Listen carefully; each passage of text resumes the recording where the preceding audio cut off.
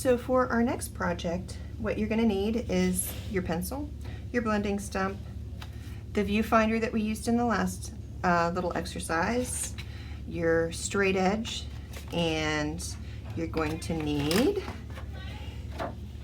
the image with the skull on it, and a piece of drawing paper. And make sure this is the 12 by 16 piece of drawing paper.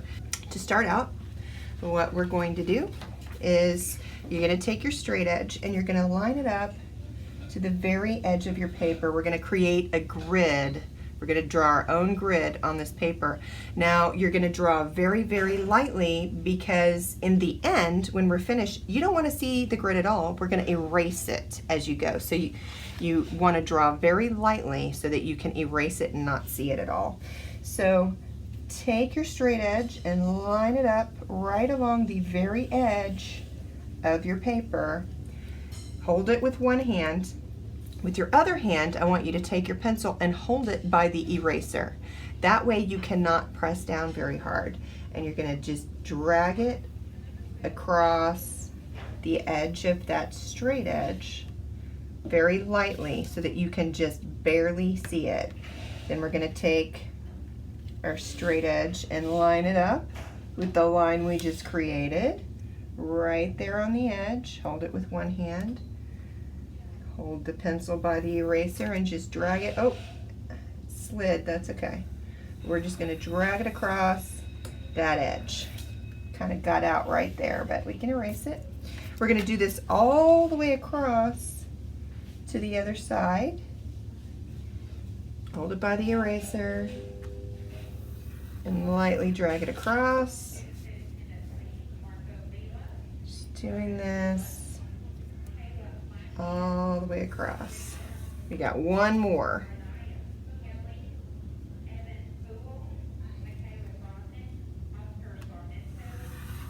Okay. Then we're going to take our straight edge and do it in the opposite direction. Same thing. Line it up with the edge. Hold it by the eraser and very lightly drag your pencil across this side of your straight edge. We're going to do this all the way across. Okay, so when I'm looking at this, all of these came out as perfect squares. This one's a little short, and this one is just a little short, but that's okay. It shouldn't make a difference. I need to go back and fix this line because I can't see part of it at all. All right, there we go. So now we've got our grid on our paper, very lightly drawn. We have our piece of paper with the skull on it. And if you look, I've already got A, B, C, D, E, F across here. We're going to do numbers down the side. So go ahead and write 1, 2, 3, 4, 5, 6, 7, 8. So now we need to copy the same letters and numbers on this piece of paper. But look, this is going, it's more vertical. It's a portrait, you know, this is landscape, this is portrait. So right now this is landscape. We need to make sure we turn it so that it's portrait, so that they're in proportion. So what I'm going to do up here at the very top is I'm going to write the letters, but I'm going to write them very lightly so that I can erase them. So I've got A, B, C, D, E, F, just like we have across here. And then down the side, now in the same square where we have A, we're also going to have 1 because this is square A1 right here. Okay, then we have 2, 3, 4, 5, 6, 7, 8. Okay. So we have our grids matching. Now what we need to do is take our viewfinder, and I'm going to take 2 sides off. So I'm going to take this one off and this one. Okay. Take 2 that are next to each other so that I've already got my one angle going. I'm going to pick really any square where I can see the full square clearly. I'm going to lay this down so that my viewfinder fits right in the corner of this square. And then I'm going to lay down my next piece right along the bottom of that square. Tape that in place.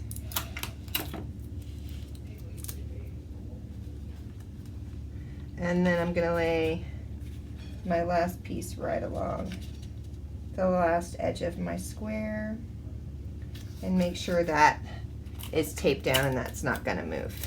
So our square just became twice as big as it was in the last exercise. So you've got to make sure you change that. So now that we have all of that, we are ready to go.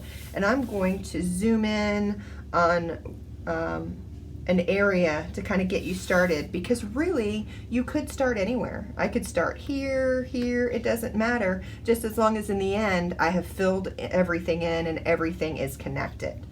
So let me go ahead and zoom in. I think I'm going to pick kind of some complicated areas in here to show you and kind of take you through step by step, and then I'm going to speed up the rest of this so that you can see how I go and fill the entire thing in a little bit quicker. So I'm going to start with, this looks very complicated, so I'm going to start with E5. I'm going to go ahead and use this because this helps kind of, oh, I got to fix my tape on the back. This helps block everything out. So I'm just looking at how dark this is, how I see this weird little shape up here in the top middle. You know, I don't want you to think, oh, I'm drawing an eye socket, or oh, I'm drawing the jawbone. I want you to just look at this shape and all the weird little things going on and just try to copy exactly what you see here onto your grid. So the most important thing for you to do when you get started is to make sure you have the right square that you are looking at right here. It's E5, okay, E5. So I need to make sure on my paper I'm looking at E5. Make sure it is the right square because you don't want to have to erase and go back and fix this. Okay, so I'm looking at this. I'm going to erase those little registration marks that I had before because now the middle is different and we made a bigger square. So now the middle is here. I'm trying to find the middle of each side of my square, and that kind of helps me when I go to transfer over here. So I am positive this is E5 right here. So when I'm looking at this, I can see that there's a shape that starts a little bit to the left of middle, comes out here,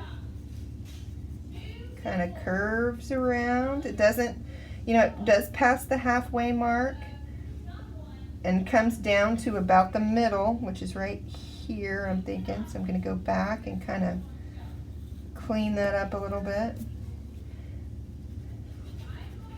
I see another major dark area here, right along the edge here. So unlike the last one where we just focused on transferring lines, you're also working on transferring value. So look at how dark this is up in here in this corner. I'm going to kind of darken that in. This whole section here is kind of dark, so I'm going to darken that in. Okay, it's really dark. So right in here, I'm going to really press down. Look how much darker I'm getting in the really dark areas.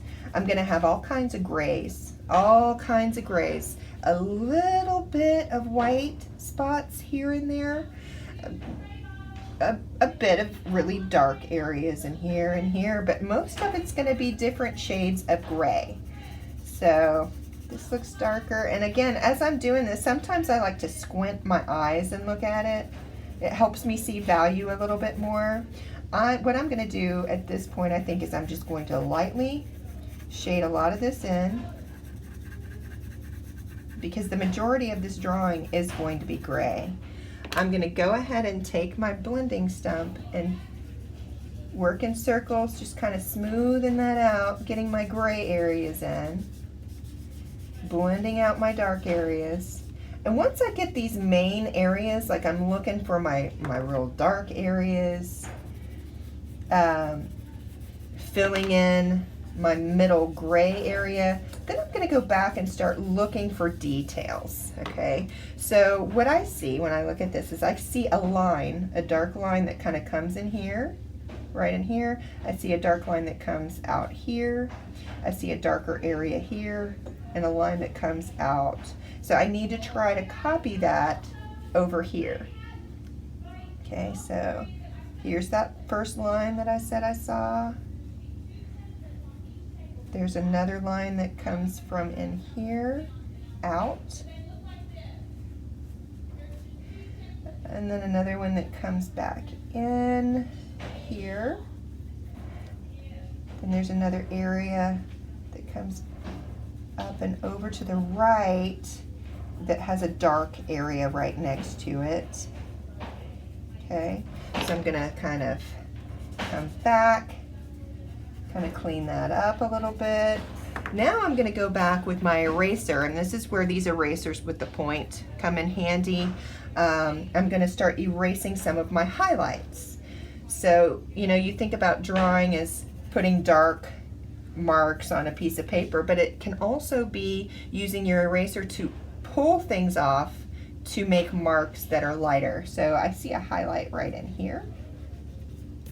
Right along the edge of the line that I just made, I see some highlights in here.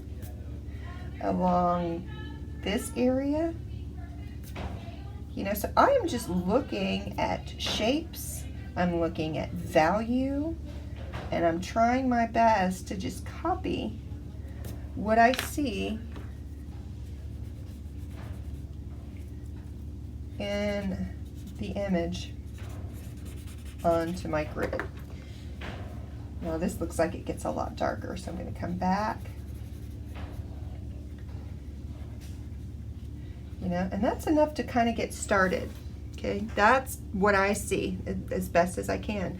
Now, what you need to pay attention to when you go to the next shape, like if I was to go up here, notice how this is one continual line.